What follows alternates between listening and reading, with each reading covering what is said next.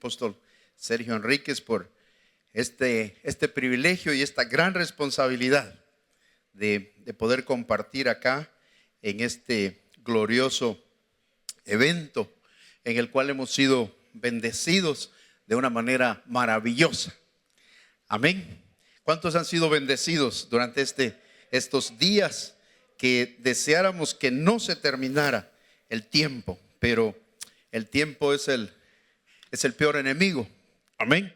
Así es que vamos a entrar, vamos a redimir el tiempo.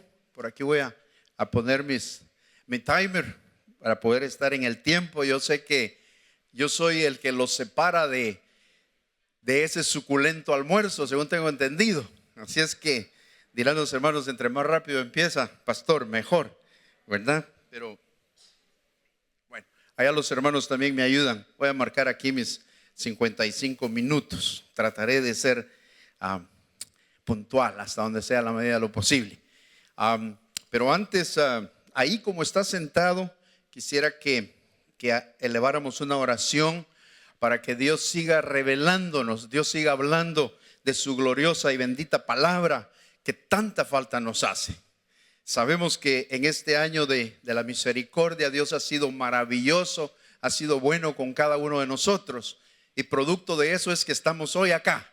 Amén. Y yo estoy aquí enfrente de ustedes parado solo por la misericordia del Señor. Así es que también le ruego a usted que tenga misericordia de mí, porque la Biblia nos dice en Romanos 9:15, la versión traducción Nuevo Mundo, dice: yo tendré misericordia del que tenga misericordia, y yo mostraré compasión del que muestre compasión. Así es que le encargo que tenga compasión de mí también. Cierren sus ojitos y vamos a orar para que Dios nos hable en esta oportunidad. Bendito Padre que estás en los cielos, te damos gracias, Señor, por la oportunidad hermosa que nos das de estar acá frente a tus ministros, a tus siervos, Señor, y que podamos nosotros ser en esta oportunidad impregnados por tu gloria, que podamos, Señor, ser saturados de tu gloria, sabiendo que un día muy pronto vamos a ser fusionados con tu gloria. Porque hoy vemos de una forma veladamente a través de un espejo, pero muy pronto te veremos a ti tal como eres. Y te damos gracias, Espíritu Santo, por estar en nuestro medio y ayudarnos, Señor, a poder recibir esas enseñanzas maravillosas que han sido impartidas. Asimismo te ruego, Señor, en esta oportunidad que uses mis labios, que uses, Señor, lo que tú quieras de mi vida, para poder llevar esa palabra que sabemos que no regresará vacía, porque antes va a dar un fruto para el cual tú la has enviado. Y yo me pongo, Señor, a tu disposición como un canal, como un puente de bendición para la vida de estos grandes ministros que tú has levantado para este tiempo, sabiendo, Señor, que somos los siervos de la última hora y nos sentimos privilegiados de poder ser parte de esa obra maravillosa que tú estás haciendo en todos los rincones de la tierra. En el nombre de Jesús hemos orado. Amén y amén. Muy bien, vamos a platicar un poco algunos pensamientos que han venido a mi corazón, que el Señor los ha puesto, y quiero solo ir a 2 Timoteo 3:1. Tenemos ahí el versículo cuando el apóstol Pablo le decía a su discípulo Timoteo: pero debes de saber esto, y yo creo que debemos de saber esto, que en los últimos días vendrán tiempos difíciles. Entonces ahí hay una ecuacioncita: últimos días igual tiempos difíciles. Entonces, ¿cuáles serán esos tiempos difíciles? Veo a través de el tiempo que hemos estado acá recibiendo, hermanos, que yo los necesito. Yo necesito mucho de ustedes. Yo espero, como decían algunos ministros, 365 días para venir acá, para poder verlos, para poder compartir. Y déjeme decirle, me siento en familia. Ustedes son mi madre y mis hermanos, porque eso dijo el Señor Jesús. ¿Quiénes son mi madre y mis hermanos? Dice: todos aquellos que hacen la voluntad de mi Padre. Y yo sé que cada uno de ustedes hace la voluntad de mi Padre. Entonces yo me siento en familia, me siento aquí, hermanos, en un aposento. Yo sé que la nube se ha detenido en este lugar de Miami, Florida, en esta semana, porque han venido ministros de tantos lugares. Cuando yo veo, hermanos, cómo el cuerpo de Cristo es tan diverso. Porque dice Romanos 12:4, porque así como en un cuerpo tenemos muchos miembros. Y yo me gozo, hermanos, cuando oigo los testimonios de cada uno de ustedes, de los ministros, de los siervos, que somos muchos miembros. Amén. Pero dice la Escritura que no todos los miembros de ese cuerpo que conformamos nosotros tenemos la misma función. Yo sé que cada uno hace, y me impactaban las enseñanzas. Puedo resaltar la enseñanza del apóstol Herman, donde decía: ¿qué oficio te ha puesto el Señor? Conoces realmente tu oficio, amas tu oficio, disfrutas lo que haces. Y yo creo que eso es fundamental en la vida nuestra, de que amemos, que hagamos las cosas con una pasión, hermanos. Cuando traemos la palabra, cuando servimos la mesa, trayendo ese maná que el Señor ha puesto a través de nuestros labios, que lo hagamos con pasión, que lo hagamos con gozo, con alegría. Y yo creo que eso es muy importante. Porque ¿qué sucedería? Dice 1 Corintios 12:15, si el pie le dijera: porque no soy mano, no soy parte de ese cuerpo. Y podemos ver la diversidad de dones, la diversidad de oficios que tenemos en el cuerpo de Cristo. No podría decir el evangelista: porque no soy profeta, no soy parte de ese cuerpo. No pudiera decir el pastor: porque no soy maestro, no soy parte de ese cuerpo. Hermanos, todos somos parte de ese cuerpo glorioso de Cristo, y cada uno trae lo suyo. Yo me maravillo cuando veo, escuchar a los hermanos, y de verdad, hermanos, me siento y soy el más pequeño de la casa de mi padre. Cuando veo los años de ministerio que están aquí juntos, veo las canas de cada uno, y algunos ya sin cabello, ¿verdad? Pero han sido todos esos años de experiencia en el ministerio. Me pongo a pensar cuántas prédicas no habrán surgido de los labios de este conglomerado de siervos. Es un caudal, es un raudal de bendición, hermanos, cuando vemos las familias que aquí estamos representando, y no digamos las almas que han sido impactadas con esos mensajes que han salido de acá. Es una bendición. Sabemos que estamos en el lugar adecuado, en el tiempo correcto de parte de Dios, para hacer la obra en cada uno de los lugares donde Dios te ha puesto. Y por eso, hermanos, tenemos que darle gracias a Dios por cada una de las cosas que Dios ha hecho. Y aprendemos de los grandes héroes. Vemos a un David que se rodeó de grandes expertos, a un David que se rodeó, dice, de los expertos. Trajo a los especialistas en el hierro, a los especialistas en la piedra, los especialistas en la madera, y cada uno haciendo el trabajo para la construcción de esa obra maravillosa. Y yo sé que aquí también hay expertos en cada una de las materias. Yo me gozo cuando veo la forma, la facilidad con que cada uno, y la calidad, la experiencia con que cada uno hace su función. Y para mí es una bendición gloriosa. Quiero contarle rápidamente, como ministro joven, pudiera decir, en el ministerio, a veces uno siente quererse como que estuviera un poquito desubicado. Y cada vez que veo eso, yo me voy a la figura del tabernáculo. Amén. Me voy a la figura del tabernáculo, porque el tabernáculo nos enseña mucho. Yo he aprendido cosas grandes a través de la vida de mi apóstol, a través de la vida de cada uno de ustedes. Cuando a veces traigo por ahí algunos remas, algunas cosas que estoy viendo en la palabra, pero todavía las traigo en blanco y negro. Amén. Así como cuando si me quito los lentes, ¿verdad? Todavía los veo, pero no los veo tan claros. Así me pasa. Pero cuando me junto con ustedes y los escucho, ya el blanco y negro se me convierte en colores. Amén. Se me amplía la dimensión, y después me siento ahí a escuchar a mi apóstol y se me vuelve un high definition. Se me pone en tercera dimensión. Así es, hermanos, como vamos aprendiendo. Entonces veamos el atrio, el reino, los tres reinos, amén, que manejamos. Yo he estado bregando por casi 36 años aprendiendo del reino vegetal. Casi que desde que nací empecé a trabajar en el reino vegetal. Y así fue como empecé a conocer el estudio de las plantas, del suelo, ahí la semilla y todo relacionado, hermanos, cuando vemos cuáles son todas esas partes del reino vegetal. Y de pronto veo que el Señor, después de 30 años de estar en el reino vegetal, me regresa al reino animal, porque ahora estoy pastoreando ovejas y algunas cabrejas, que sería un cruce, un híbrido entre cabro y oveja, ¿verdad? Pero hermanos, creyendo que el que empezó la buena obra no descansará hasta verla completa. Amén. ¿Cuántos creen eso? Que el que empezó la buena obra en nosotros no va a descansar hasta verla cumplida. Entonces, hermanos, cuando vemos la figura del tabernáculo, vemos cómo cada una de las partes se hacen rema, y entendemos por qué la ofrenda de Caín no fue bien recibida, porque ya se había metido a la figura del lugar santo y todavía tenía que regresar al atrio. Y necesitamos, hermanos, el camino para llegar al cielo es empezar en el suelo, nos decía el apóstol. Y es justamente, ¿verdad?, que tenemos que ir dando pasos graduales, esos pasos de ascenso hasta llegar a la estatura del varón perfecto. Sabemos que nos falta mucho camino por recorrer, pero lo lindo es que estamos en el camino correcto.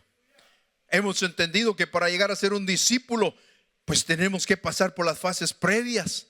No puedo irme de oyente a ser discípulo, tengo primero que ser un creyente, y eso me va dando la figura de un tabernáculo, de cómo el tabernáculo nos enseña y se nos presenta en cada aspecto de nuestra vida. Entonces, hermanos, para ir entrando en el tema, el enfoque que vamos a platicar hoy un poco sobre el acontecimiento de los últimos tiempos es una perspectiva diferente o complementaria a todo lo que ya se ha expuesto. Entonces vamos al libro de Daniel 12:4, cuando le dicen a Daniel: cierra las palabras y sella el libro hasta el tiempo del fin. Y creemos que ese libro se nos sigue abriendo, amén. Ese tiempo cuando muchos correrán de un lado para otro. ¿Y qué va a suceder cuando toda la gente la vemos corriendo de un lado para otro? Corrientes de doctrinas y tantos movimientos que se han gestado en los últimos 5 o 7 años. Y se incrementará el conocimiento. Eso se lo dijeron a Daniel hace muchos años. Se incrementará el conocimiento. Y creemos que nosotros hemos sido esa generación que ha visto unos cambios impresionantes en el área de la ciencia y de la técnica. Ustedes se recordarán, los que ya pasamos de 50 años, de dónde hemos venido en el proceso de lo que es la ciencia y la investigación. Esta es una figura. Algunos, bueno, usted no había nacido porque usted es bien jovencito, pero en el año 1956 la IBM lanza su primer hard drive, su primer disco duro, que tenía una capacidad de memoria de 5 megabytes. Usted le dice hoy a su hijo o a su nieto 5 megabytes, eso ni para una foto alcanza hoy. Pero miren, hace casi 60 años vemos ahí, están subiendo a un avión un disco duro de 5 megabytes. Puede dimensionar eso. El conocimiento aumentará. Ahora usted carga ahí en esas microchips, carga casi 1 gigabyte, 200,000 veces más capacidad de memoria. Eso es en el área técnica. Amén. Entonces, hermanos, ¿qué nos dice el Apocalipsis 6:5? Dice: cuando se abrió el tercer sello, oí al tercer ser viviente que decía. ¿Qué decía ese tercer ser viviente? Ven, le dijeron a Juan, y miré, y he aquí vi un caballo negro, y el que estaba montado sobre ese caballo negro traía una balanza en su mano. Hemos llegado a los tiempos que se va a empezar a usar esa balanza, en que las cosas van a ser pesadas, medidas. Así es como Apocalipsis 6:6 dice: oí como una voz de en medio de los 4 seres vivientes que decía: 1 litro de trigo por 1 denario y 3 litros de cebada por 1 denario. El litro es una medida volumétrica. Vemos otras versiones y nos hablan de una medida de peso. Habla de que 1 kilo de trigo por 1 denario y 3 kilos de cebada por 1 denario. Pero lo maravilloso y lo lindo dice, pero no hagas ningún daño al vino y al aceite. Amén. Entonces, hermanos, ¿qué estamos entendiendo acá? El Señor Jesús nos lo decía en Mateo 24, porque se levantará nación contra nación y reino contra reino. Eso es evidente, todo lo que estamos oyendo, viendo a través de los medios. Pero dice, habrá hambre. Espero que usted todavía no tenga hambre, que me escuche otros minutos más.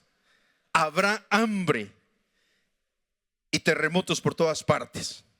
Entonces, hermanos, vamos a la luz de la palabra. Y el apóstol Mario nos platicaba sobre las guerras escatológicas. Y podemos dividir un poco el tema entre las guerras. Que las guerras escatológicas, el principal motivo es la adoración, la pelea por la adoración. Pero hay unas guerras que las podemos clasificar no escatológicas, y entre ellas pudiéramos poner que la mayoría de las guerras, de las peleas, es por el alimento material. Eso es lo que hemos visto a través de la historia de la humanidad. Entonces, los jinetes del Apocalipsis, hermanos, vemos que están íntimamente ligados. Más particularmente ese jinete de la guerra y del hambre, porque hambre igual guerra. Un pueblo con un estómago vacío es inconforme y empieza a protestar. ¿Por qué vemos las protestas en los diferentes países? Porque hay necesidades no satisfechas. Hay necesidades como es la comida. Usted se despierta, usted bien madrugador para estar aquí a las 7 de la mañana tomando su desayuno, se levanta a las 6, pero si escapara su desayuno, le aseguro que a las 9 de la mañana ya. Eso quiere decir que usted está vivo, que necesita comer. Ese cuerpo que es parte del atrio todavía recuerda, dice, estás todavía vivo. Claro, nosotros somos de la tierra los vivientes, amén. Pero el cuerpo nos recuerda que aún estamos en el atrio, porque nos recuerda, dice, tienes que comer, y si no comes te va mal. Pero hay unos que comemos mucho, ¿verdad? Ese es otro problema. Entonces, ¿qué es lo que tenemos que entender nosotros como hijos de Dios? Dice, no temáis a los que matan el cuerpo, pero no pueden matar el alma. Los videos, las noticias que hemos visto son impresionantes de aquellos que están matando el cuerpo hoy en día. Pero, hermanos, la palabra del Señor nos dice en Mateo 10:28, no temáis a los que matan el cuerpo, porque no pueden matar el alma. Temamos a aquel que puede destruir tanto el alma como el cuerpo en el infierno. Entonces, no solo de pan material vive el hombre, sino de toda palabra que sale de su boca. Amén. Entonces, no temáis. Hemos recibido palabra, no temáis. Cuando oía al pastor Sarasúa, me acordaba de la persona, me gustaría decir hermano, no sé si Danilo López Quiñones sea cristiano, pero Danilo López Quiñones fue nuestro maestro, apóstol Fray Villatoro, que está aquí con nosotros. Fuimos alumnos del catedrático Danilo López Quiñones, que fue el único guatemalteco que ha atravesado el Canal de la Mancha. Y a veces cuando no queríamos recibir mucha teoría, mucha clase, le decíamos, profesor, cuéntenos cómo fue eso de la cruzada del Canal de la Mancha. Y él no mucho le gustaba contar. Una persona muy humilde, una persona impresionante. Y de repente lo convencíamos, vamos pues, cuéntenos cómo fue la travesía del Canal de la Mancha. Y nos empezaba a contar. Dice, tuve que vencer el temor. Era mi segundo intento. Ya había ido una vez y había fracasado. ¿Cuántos han fracasado alguna vez en algún intento? Amén. Entonces, hermanos, muchas de las cosas que hoy vamos a oír las hemos escuchado. No 2 veces, como José, que recibió 2 veces el sueño, o como las tétradas, que son 4 veces los mismos eventos de luna roja para hacer una tétrada. Ni como el justo dice que cae 7 veces y 7 veces se levanta. Entonces, hermanos, vemos que el temor no tiene que amedrentarnos. Nos contaba el profesor Danilo, dice, ya había intentado una vez y no lo logré. terminé hospitalizado. Estuve meses en el hospital recuperándome. Pero dice, lo quería lograr.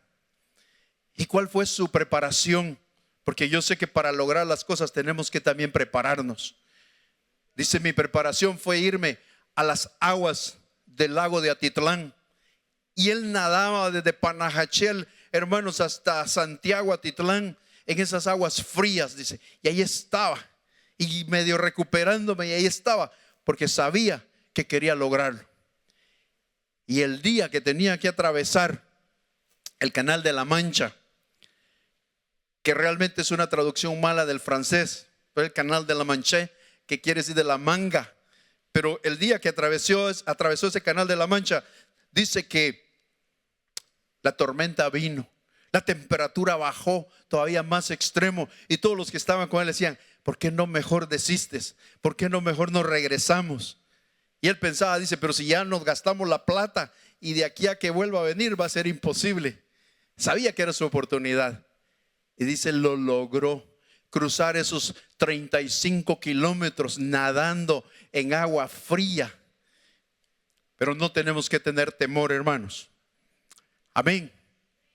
Entonces, ¿cuál será la situación mundial, hermanos? Dice, el kilo de trigo va a costar un denario.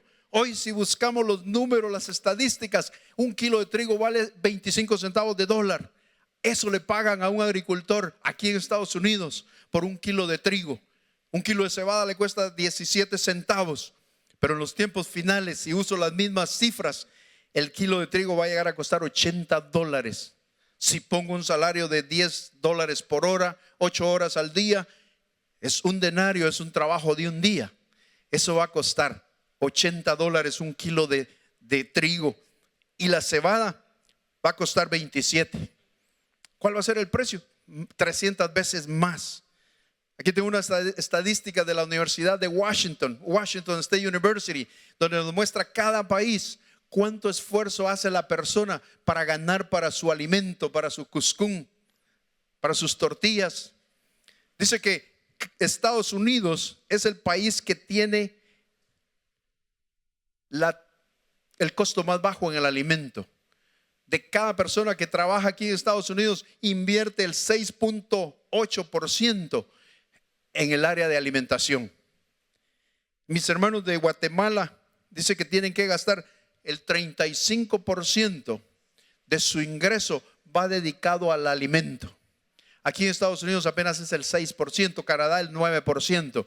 Y así vemos cada país. Aquí está el conglomerado de países, todo lo que es el área de Europa, especialmente la Europa occidental, se gasta poco en el alimento. La Europa oriental ya la comida es más cara.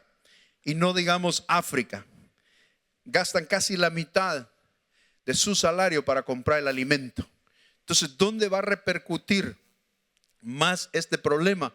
En los países que hoy la comida es cara.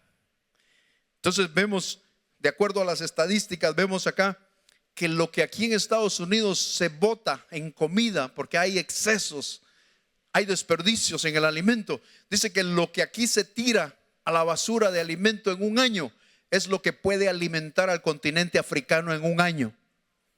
Para formarse la idea, todo lo que desperdiciamos en este país. Si esta manzana que usted ve acá, esa manzana representara la tierra, el área que hoy se cultiva para producir alimento sería ese gajito, que es una parte bien minúscula de toda la manzana. ¿Por qué? No el resto. Pues tenemos bastante agua, tenemos desiertos, tenemos áreas inhóspitas donde no crece nada, las áreas de tundra, los polos. Apenas el 3% de la tierra, del globo terráqueo, se puede cultivar. Y dependemos de esa cascarita, que es una capa frágil, que nosotros le decimos el topsoil, que es ahí donde está la nutrición para poder producir las plantas. Es un sistema bien frágil que puede destruirse en cualquier momento y que se ha venido deteriorando a través del paso de los años. ¿Qué acerca de la población? Sabemos la cantidad de personas que habemos hoy en día en el mundo. Sabemos que en el año 1800 apenas llegábamos a 1 billón de personas. Fue hasta después del año 1900 que llegamos a una cifra de 2 billones. Después ya empezamos a multiplicarnos más rápidamente. Hoy por hoy sabemos que estamos arriba de los 7,000 millones de personas en el planeta. Pero en esta gráfica podemos ir viendo cómo de 1 costó llegar a 2. De 2 a 3 más o menos, y después 3, 4, 5 y 6 ya nos fuimos bien rápido. Hay un crecimiento poblacional, hermanos, tremendo, que está siendo impactado por otros factores, como por ejemplo el tema de las economías, de esa ventana 1040 que hablaban los hermanos, donde está las 2/3 partes de la población mundial habitan en esos lugares, siendo la China el país de mayor población, con 1,300 millones de personas, y la India casi llegando a los 1,200 millones de personas. ¿Y qué sucede? Las economías de estos países se han levantado y la clase baja está escalando a ser una clase media. Entonces, ¿qué sucede cuando vemos que esos grupos de clase media empiezan a adoptar otras dietas? Empiezan a comer, en lugar de comer 2 tiempos al día, ahora comen 3 tiempos. Otros, en lugar de comer solamente arrocito, ahora ya le ponen pollito al arroz. Y sabemos que necesitamos más grano para poder soportar esas economías. El tema del etanol aquí en Estados Unidos, donde vemos que 20 billones de galones de etanol se estiman para producirlos en el año 2020, porque son las leyes que se están adoptando. Y hoy en día del maíz de Estados Unidos, 1/3 parte del maíz acá se va a la producción de etanol. Entonces vemos cómo esto está impactando la economía de los países. Esta es una proyección que para el año 2023, donde se ve que la clase baja empieza a irse a la media. 1,300 millones de personas moviéndose a ese estrato. ¿Cuáles son los desafíos en el área de producción de alimentos? El desafío es que en los próximos 35 años hay que duplicar la producción. Y sabemos que hay que hacerlo con los mismos recursos que hoy hay, conservando los recursos, porque hay leyes que hay que seguir. Lograr todo eso aún con menos tierra disponible, porque ya no hay más tierra disponible. Algunos lugares en el Brasil donde todavía hay lugares que sin botar bosques se puede agregar, pero fuera de eso ya no hay. Y el otro tema del cual vamos a tocar es sobre el uso eficiente del agua. El agua. Hoy por hoy tenemos 575 millones de agricultores en el mundo, donde vemos agricultores que apenas tienen una submedia hectárea, donde va el padre y el hijo trabajando en el campo y sembrando la semilla. También vemos a personas como mi hermano que está allá en Canadá, que algunos lo conocieron en el retiro de pastores de Canadá, nuestro hermano Jake, donde él tiene 5,000 hectáreas y él trabaja la tierra con unos pocos trabajadores porque todo está mecanizado. De ahí vemos a productores grandes en Brasil, donde tienen un ejército de cosechadoras y de sembradoras, gentes que trabajan 100,000, 200,000 hectáreas como empresa. O sea, vemos el grupo diverso de agricultores, desde un pequeñito hasta un mayor. El Señor me ha dado el privilegio de trabajar con ellos, con los pequeños y los grandes, y Dios ha sido maravilloso. Pero, hermanos amados, el tema es los recursos de esta tierra, Adama, se están agotando desde el punto de vista nutricional, porque vemos que la población ha crecido con límites desmesurados. Estamos arriba de 7,000 millones de habitantes y necesitamos alimentar a esos 7,300 millones de habitantes. Sabemos que 230,000 personas nacen cada día, cada 24 horas.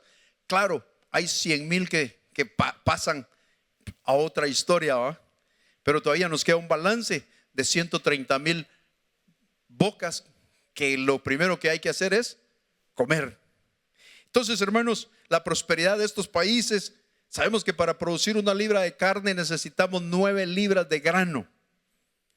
Cada vez que usted se come su steak, acuérdese que si se está comiendo sus 8 onzas de carne, se está comiendo prácticamente 5 libras de grano. Entonces hay una demanda por la producción de granos. Y esto vemos acá a través de las estadísticas cómo ha aumentado la producción de granos. Pero aún hoy, en este momento, hay 800 millones de personas que van a la cama sin comer. Estamos en una tierra bendita, hermanos. Porque a veces ni gracias a Dios damos por toda la abundancia que Dios nos ha dado. Cuando hay 800 millones de personas en el mundo que van a la cama sin comer, con el estómago haciéndole ruido. O sea, el hambre es un flagelo de la humanidad. Sabemos que en cuanto la persona empieza a ganar más, a tener más dinero en su bolsillo, va a empezar a comer más y sobre todo carne. Ahí no se ve muy claro, pero se sube el consumo de carne. Sal, azúcar, tiene una demanda inelástica, ¿verdad? No sube, pero carne va a subir. Entonces, hermanos, en tiempos pasados veíamos esta foto. Cuando empezamos a viajar a la India, pues este era el transporte común y todavía se ve. Ahí va la familia, todas en su motía. Ahora ya han cambiado los tiempos. Desde que produjeron el primer carro, este Tata Nano, $2,500, nuevecito. Ahora abundan esos carros en las calles de los países asiáticos. Pero ¿qué pasa? Esos vehículos ahora necesitan combustible. Antes era de una moto o bicicleta, ahora necesita combustible. Hay hacinamientos poblacionales en muchos lugares, hermanos. Usted viaja aquí de un lugar a otro y dice: en 3 horas hago 200 millas. Allá para hacer 200 millas le lleva más de un día para moverse de un lugar a otro. ¿Por qué? Porque hay demasiada población moviéndose del área rural al área urbana. Se calcula que 500 millones de personas en los próximos 8 años se van a mover a las ciudades, y eso trae problemas de desfase social. Vimos cómo la China el dragón se devoró todo el cobre, el hierro y todos los materiales de construcción, porque empezaron a construir de una forma increíble cuando toda esta población se mueve del campo y va a la ciudad. Entonces todo esto ha venido a afectar de alguna forma lo que es el área alimenticia. Vemos acá que en los últimos 15 años se han traído 100 millones de hectáreas más de tierra a producción. Ve de 830 a 930 millones de hectáreas. Eso es toda la tierra que hay para cultivar. Hagamos de cuentas que se han puesto 10 Guatemalas más de frontera a frontera y de costa a costa a producir en los próximos 15 años, porque el hombre estaba buscando más tierra donde sembrar por la necesidad del alimento. Estos son los 20 más grandes productores de grano en todo el mundo. Son los que producen casi el 80% de la producción de granos a nivel mundial. Esa es toda la gente con la que en mi trabajo secular me toca relacionarme. Pero algo que me impactó fue en el año 2013, porque veníamos de una racha de producir menos de lo que consumíamos. Y fue en el año 2013 cuando fue declarado el año de la prosperidad, cuando rompimos esa barrera. Y le compartí a mi apóstol, le digo: en verdad, Dios ha sido bueno, porque aún en lo material se tuvo la mayor cosecha de todos los tiempos. Se rompió un récord mundial en la producción de granos en el año de la prosperidad. Dios es bueno, maravilloso es nuestro Dios. Entonces, hermanos, los graneros mundiales se están disminuyendo. Aquí usted ve una cifra donde vemos que los graneros mundiales hoy solo tenemos reserva para 75 días. Si todos los agricultores, esos 575 millones de agricultores, se pusieran en huelga, solo nos quedan 75 días de grano en los graneros, y después nada. O sea, estamos viviendo en una burbuja. Es una bubble que puede estallar en un momento, y después de ver tanta abundancia podemos entrar a una escasez. ¿Qué le dijeron a José? Génesis 41:30. Después de ellos vendrán 7 años de hambre. ¿De qué ellos? De los 7 años de abundancia. porque toda la abundancia anterior será olvidada en la tierra de Egipto. El hambre consumirá la tierra. No es mi intención asustarlo, pero es compartirle lo que ven, incluso personas fuera de la dimensión donde usted y yo nos movemos, que están preocupados, que están viendo qué hacen para poder prolongar la vida alimenticia de este planeta. ¿Qué dice Eclesiastés 1:9? Lo que fue, eso será. Lo que ya pasó también va a pasar. Y lo que ha sido hecho, dice, eso se hará. Nada hay nuevo debajo del sol. Todo lo que se vio en la antigüedad lo veremos en el futuro. Vemos hoy en día los graneros de trigo se han aumentado justamente este año. 7 años de abundancia de trigo. Se ha ido subiendo. No sabemos si este es el ciclo donde puedan venir tiempos difíciles, pero hemos tenido los últimos 7 años incremento en la producción de trigo. Génesis 41:30 dice: y aquella abundancia pasará desapercibida sobre la tierra. Esa abundancia en la que hoy vivimos para este mundo va a ser transformada debido al hambre que vendrá después, dice la Escritura, porque será muy grave, será muy grave. Comparando lo que hoy produce la tierra con lo que consume la población, vemos que en los últimos 14 años han habido 7 años donde hemos comido más de lo que hemos producido a nivel mundial.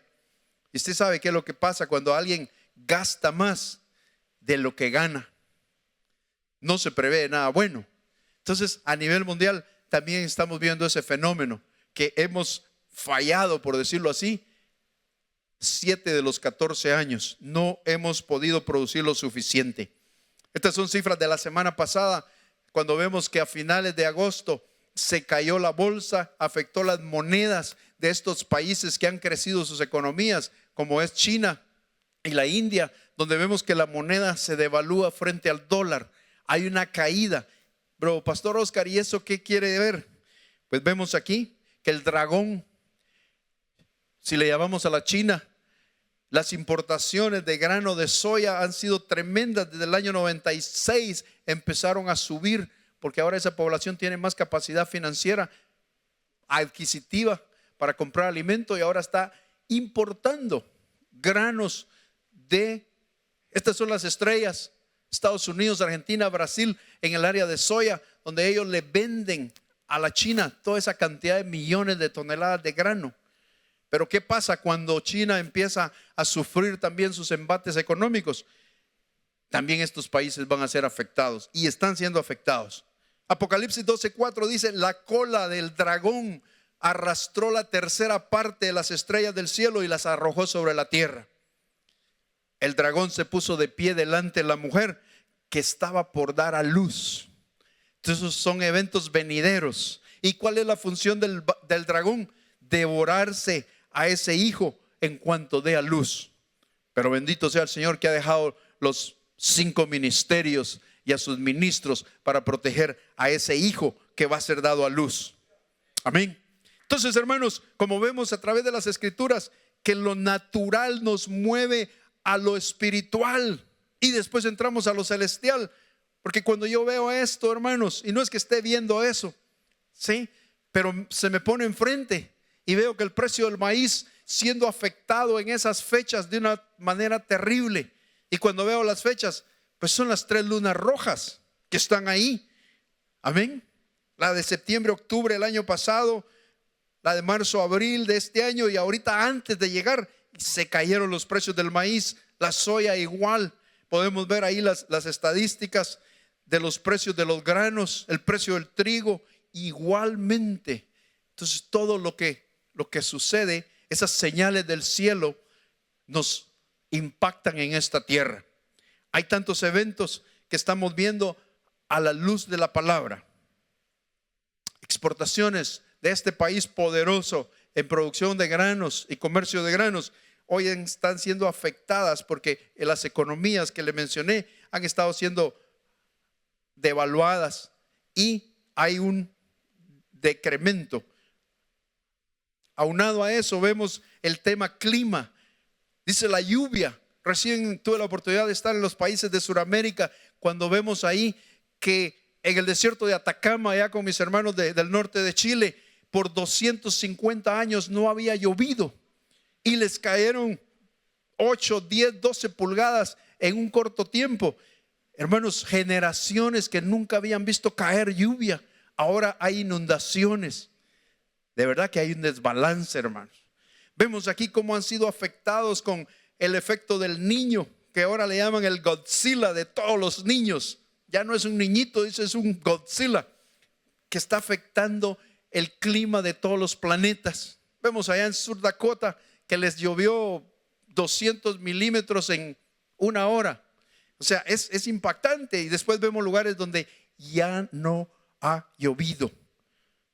Vemos esta área de Argentina donde 1,5 millones de acres de trigo se perdieron hace 2 semanas. Tuve la oportunidad de estar allá en Argentina, donde ve ahí, eso sería trigo. Ahora es un mar de agua y todo ese trigo se quedó perdido. Entonces, hermanos, todo eso va a impactar el entorno. Claro, usted y yo no nos movemos en ese entorno, pero tenemos que estar apercibidos. Desbalances hídricos.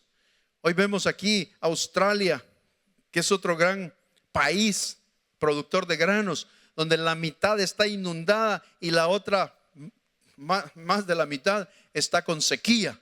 Lo vemos en Estados Unidos, California, varios años ya de que está clamando por lluvia, por agua, y partes del East con inundaciones.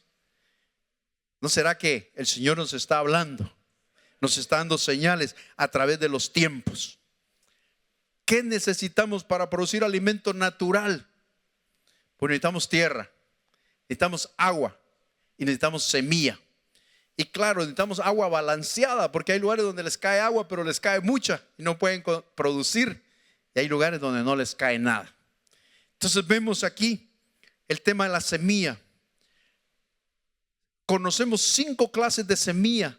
Los agricultores, productores de semilla manejan 5 clases de semilla. Y ese es otro tema donde podemos hablar, que la primera semilla es la semilla del genetista, del breeder, el que produce la semilla. Amén. Así como esa semilla que él sopló en ese polvo de su aliento, puso. A imagen dice que Dios creó. Después vemos una semilla que es una semilla de fundación. Amén. Después hay otra tercera semilla que es la semilla registrada. Es una semilla regia. Usted y yo somos reyes y sacerdotes. Somos parte de esa semilla. Amén. Después hay otra semilla. La cuarta semilla es una semilla certificada. Es una semilla sellada. ¿Y cuántos hemos sido sellados con el Espíritu Santo? También somos descendientes de Dios. Amén. La quinta semilla es la semilla común. Pero no me tocó hablar hoy de las semillas, perdón. ¿Cuál es el antídoto del flagelo del hambre? Cuando el pueblo de Dios tiene hambre, ¿qué es lo que tenemos que darle nosotros los ministros? Dice: goteará como lluvia mi enseñanza. Entonces la enseñanza igual lluvia. Destilará cual rocío mi palabra, dice, y como llovizna sobre el pasto y como aguacero sobre la hierba. Entonces, hermanos, lo natural nos mueve a lo espiritual, porque vemos que la tierra igual necesita esa lluvia para mojar la tierra. Ese rocío que empapa los pastos también les da vida. Igualmente nosotros en lo espiritual necesitamos enseñar. Enséñanos, Señor, a contar nuestros días. Y nosotros tenemos que enseñar, hermanos, y tenemos que traer su palabra, porque destilará cual rocío su palabra. Entonces, hermanos, en los últimos tiempos vemos acá Ezequiel 4:16 dice: oh hijo de hombre, yo quebrantaré la provisión de pan en Jerusalén. Comerán pan racionado y con angustia. Beberán el agua con medida y con horror. Esto para que al faltarles el pan y el agua queden desolados unos y otros y se pudran en su iniquidad, debido a que derramaron sangre de sus hijos. Hermanos, vemos los derramamientos de sangre que han habido en estos tiempos también. Va a traer la escasez del pan y del agua, y ya lo estamos viendo.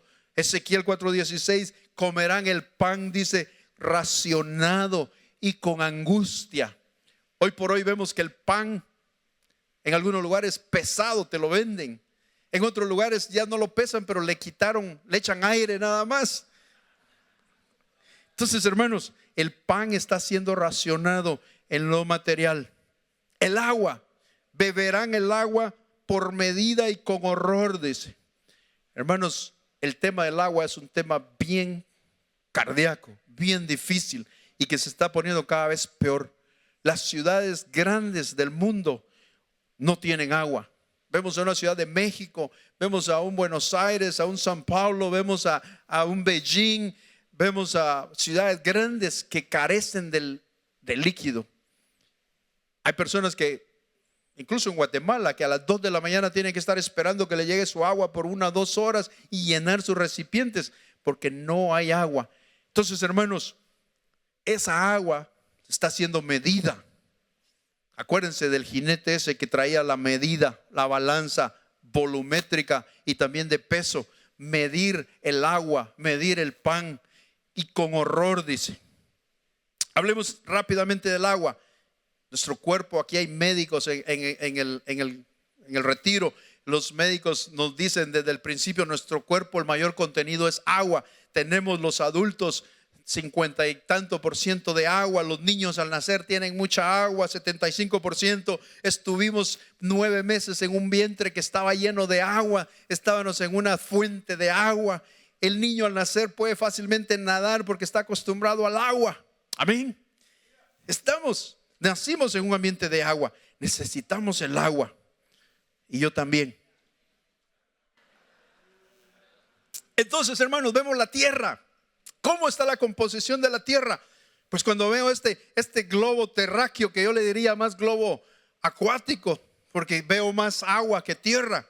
¿Se acuerdan que de chiquitos nos decían que hay 7 veces más agua que tierra? Pues era un mito, porque ahora con los satélites y todo se mide. Y bueno, en la parte de agua sabemos que se llama hidrosfera. El maestro Werner hablaba sobre la estratosfera y la magnetosfera. Ahora vamos a hablar un poquito sobre la hidrosfera, que es el conjunto de aguas. El 71% del planeta es agua. Y la litosfera, que es la parte sólida, que es donde nos paramos, apenas es el 29%. Entonces ahora matemáticamente sabemos que hay 3 veces más agua que tierra, pero no 7 veces como nos habían dicho los abuelitos, ¿verdad? Pero ahora ya sabemos. Entonces, hermanos, hay más agua que tierra. Pero oiga esto, de ese 100% de agua, apenas el 4% es agua fresca, el 96% es agua salada. Y usted no puede tomar agua salada. No podemos regar los suelos con agua salada. Entonces solo tenemos un 4% de agua fresca. ¿Se acuerdan los cálculos que hacían cuando esta mujer va a dar a luz? Una mujer que pesa 160, 170 libras y da un bebé de 7 libras de peso. Es el 4%.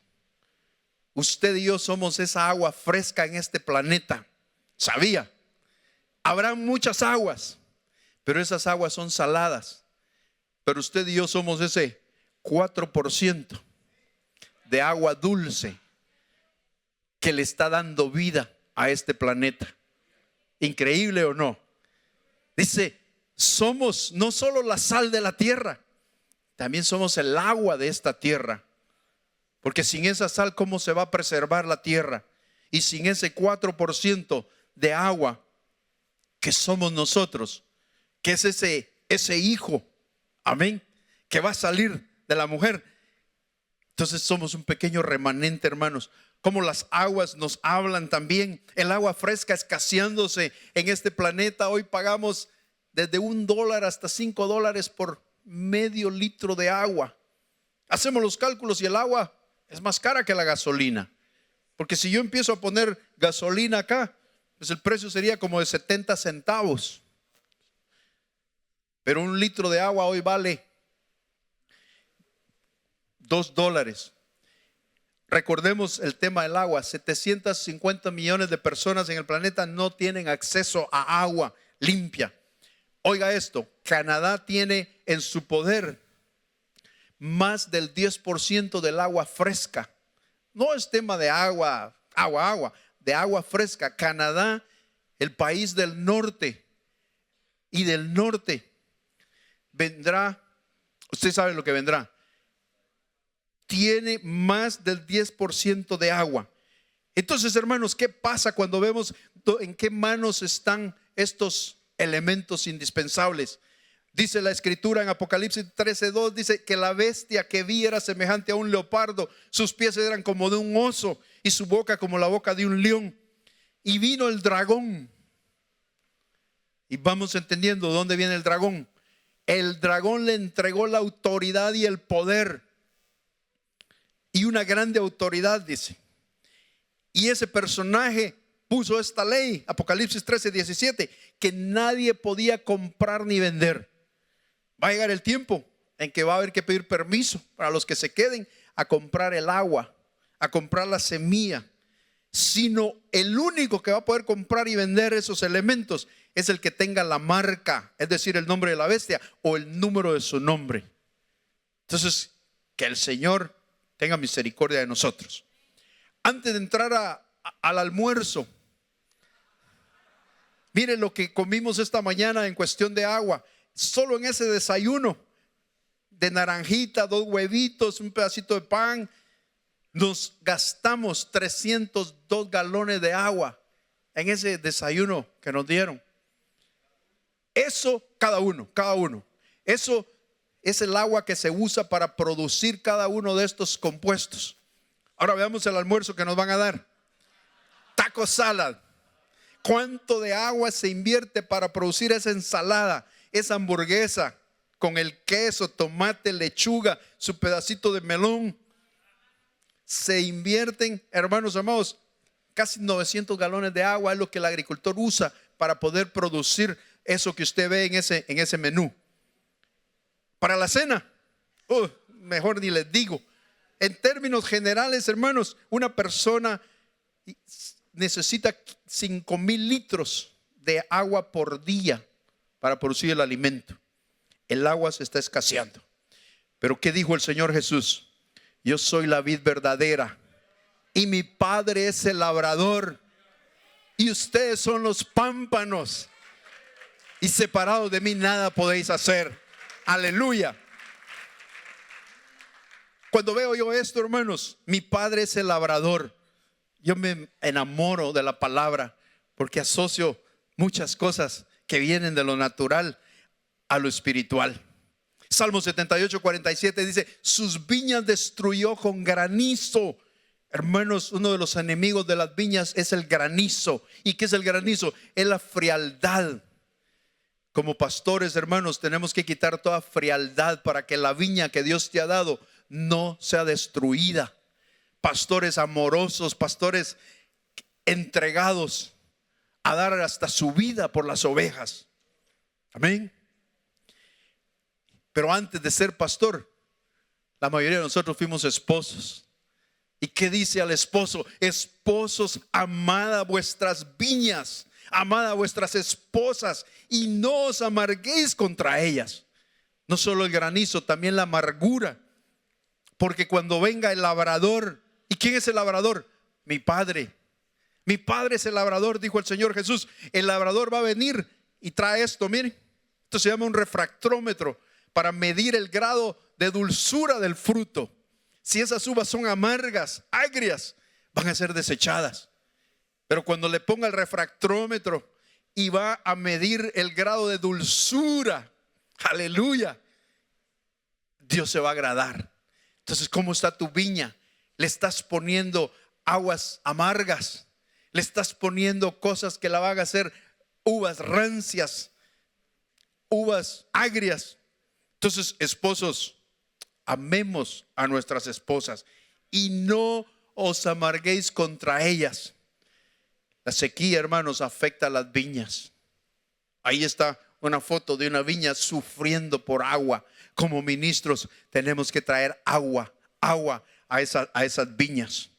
¿Cuál es el desarrollo del cristiano? Vemos la evolución, muchos hablaron de la evolución.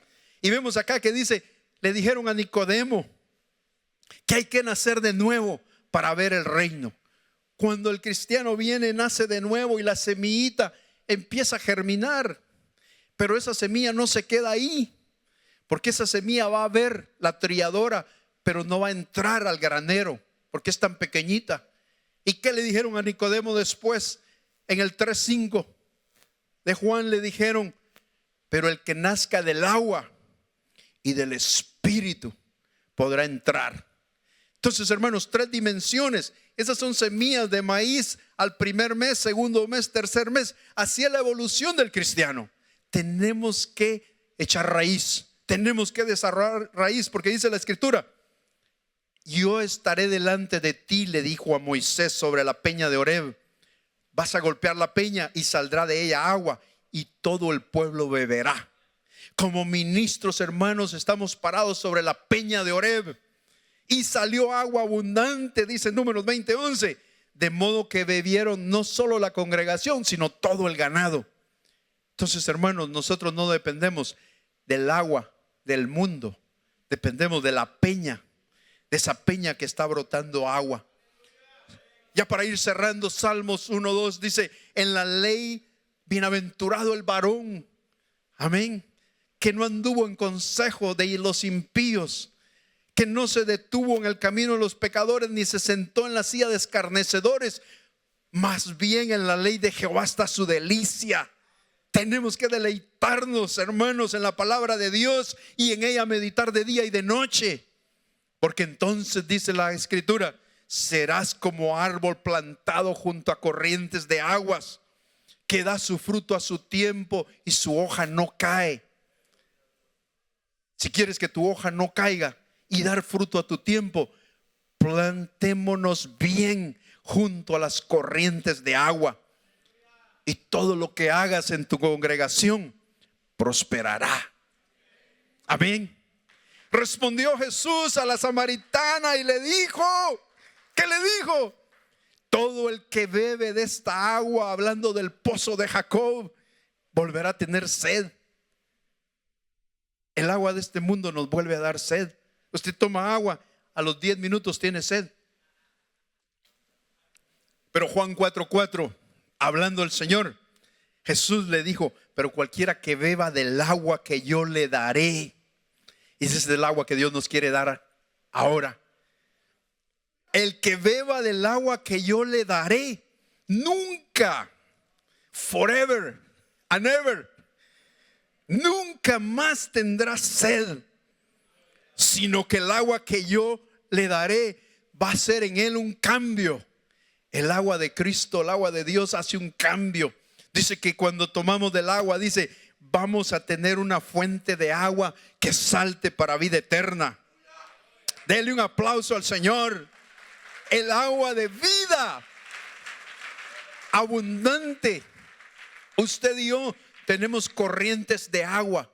Esta es la fórmula del agua, todos lo sabemos, ¿verdad? H2O, 2 átomos de hidrógeno y un átomo de oxígeno en una molécula que se llama agua. Pero es increíble, hermanos. Yo veo ahí la Trinidad, ¿verdad? O sea, el Señor nos está abriendo su palabra y vemos ahí, el mundo podrá inventar otras aguas, pero esas aguas nos van a dar sed. Pues, ¿cómo se hace el agua oxigenada? Le pongo otro átomo de oxígeno, ya tengo un H2O2, es el peróxido de hidrógeno. ¿Y qué hace eso? Pues produce cosas sensacionales, hace ruido y todo. Pero el agua de vida, el agua que Dios está hablando, yo le puse así un HPE, Hijo, Padre, Espíritu Santo. Esa es el agua de vida que tenemos que tomar todos nosotros. Bendito sea su nombre. Póngase de pie. A la mujer le dijo el Señor Jesús, o la mujer le dijo al Señor Jesús, dame, Señor, de esa agua. ¿Y cuántos quieren tomar de esa agua? Dice, para que ya no tenga sed, ni tenga que venir a este pozo a seguir sacando agua. Yo quiero pedirte que levantes tus manos. Porque Dios ha sido maravilloso en estos días, en este tiempo. Y Él quiere que regreses a casa con el agua de vida. Que nos reunamos, que la reunión esta haya sido para llenar nuestras alforjas como camellos. Que llevemos nuestras alforjas llenas de agua, porque el camino en el desierto va a ser largo. Vendrán tiempos difíciles, pero llénate hoy del agua, porque aquellos que temen mi nombre, dice Malaquías 4:2, aleluya, nacerá el sol de justicia, en sus alas traerá sanidad. Hoy no solo estamos llevando agua, sino estamos llevando sanidad a nuestras congregaciones. Levanta tus manos y cierra tus ojos y démosle gracias a aquel que dio su vida, aquel que entregó todo, aquel que se volvió esa fuente de agua, que se hizo la peña de Oreb, que se hizo la roca que emana agua para vida eterna. Hoy Dios quiere darte de esa agua. Llénate de agua, sáciate. Porque el agua para el mundo se agotará, pero para nosotros abundará el agua. Porque tienes corrientes de agua en tu interior. De tu interior saltarán ríos de agua viva para todos aquellos que Dios te va a mandar. Sedientos, a todos los sedientos, venid a las aguas. Venid a las aguas hoy. Y tú, ministro, eres esa fuente de agua que Dios ha puesto en tu lugar. Asegúrate que tu agua no esté contaminada con otras corrientes de agua. Más bien limpia la fuente de agua. Bendito Padre Celestial, yo te doy gracias por el privilegio que me das de estar con mis amados hermanos aquí, compartiendo, recibiendo de ti, Señor, la bendición poderosa. Bendigo sus vidas, bendigo sus ministerios, bendigo sus familias, esas familias ministeriales, que no les falte el agua, que las viñas estén siempre turgidas del agua de vida, que no se deshidraten, que no se marchiten. Oh, bendito Padre, yo te doy gracias por la vida de cada uno de mis hermanos. Aleluya, bendito sea tu nombre. Dale un aplauso al Señor.